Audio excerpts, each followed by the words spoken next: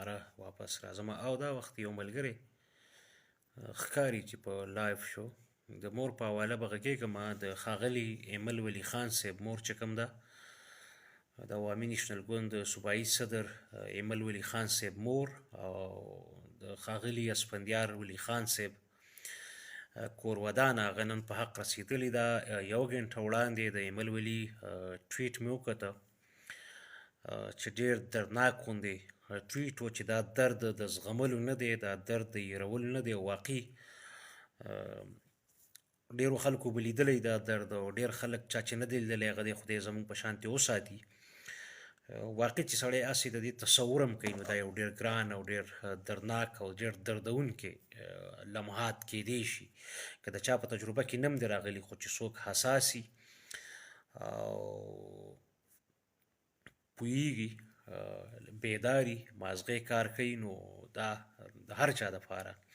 دا که ایمل ولی خان صاحب دی او دا که بل څوک دی، که بل دی، که مسلمان دی، که سیک دی، که هندو دی، که تور دی، که سپین دی، که پښتون دی، که نان پښتون دی، خو دا د ټولو دپاره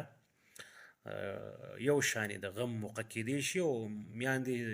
تاسو ګورئ د چرګانو هم د خپلو بچو ډېر زیات خیال ساتي، د ځناورو میاندې. په دې کې به یو بل له څه مثالونه ورکړو، یو بل له به څه ښکته بره په دې موضوع غږېدل خو نه کېږي. دا دومره داسې موضوع ده چې په دې ډېر خلک غږېدلی دی، ډېرو خلکو ورباندې خبرې کړي دي. خو بهرحال موږ د خپل طرف نه او د ملګرو په نمایندګۍ باندې، ستاسو په نمایندګۍ باندې ښاغلي ایمل ولی خان صاحب ته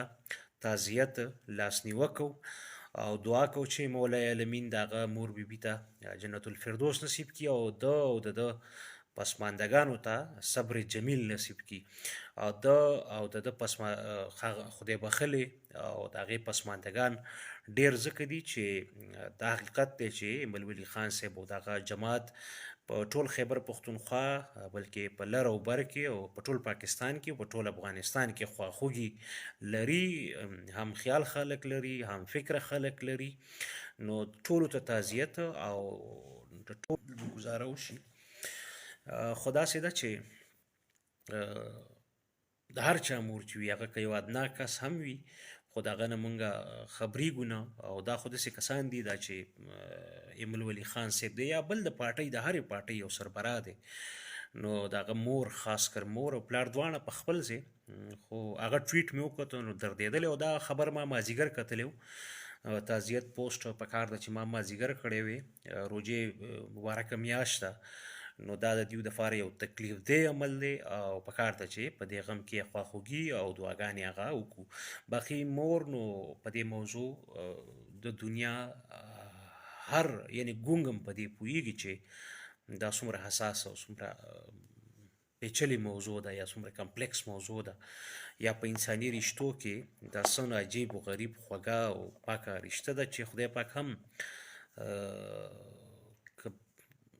که یو پیمانه مقرر کوي د مینې نو هغه د مور مینه مقرر کوي. دا زموږ په مذهب کې یا موږ چې ماشوموالي نه څه لوستي دي نو هغه همدا دي چې د مور مینه یو پیمانه ده. او اوس خو خلک په کورونو کې چرګان او چرګوړي نه ساتي، خو پخوا که تاسو لیدلي نو نه ترې څه غرض وي د خپلو بچو نه پرې مزدوري کوي، نه خارج تلي کوي، نه جګړې پکې، خو هغه چرګه هم د خپلو بچو هغې باندې څنګه راغوړېږي او څوک چې نږدې هم ورځي نو چرګه په دغه وخت کې بدترین غوندې بیهیو کوي او ډېر توند غوندې غبرګون یې یا داسې مطلب ریاکټ کوي ډېر تیز. نو تاسو اندازه لګوئ چې دا درد څومره جوور کیدی شي. یعنې د مور دا ما مثال قدرې درکوو، باقي تاسو زما نه په دې ښه پوهیږئ دا د انسانانو پورې محدود نه ده. انسانانو کې موږ دا ووایو چې زه د ارتقا سفر کې انسان دا زده کړي دي چې بچي د سړي په اخره عمر کې په کار راځي، ځکه خیال ساتي یا یو چا خیال ساتي شاید بل ورځ یې تمئ، خو دغسې نه ده. په ځناورو کې هم دغه ارتقایي سفر او دا داسې یو فطرت دی چې که دا نه وی نو ژونده سري به کله هم بقا نه وی بیا مونتي. دا انسانان خو پرېږده یو قسم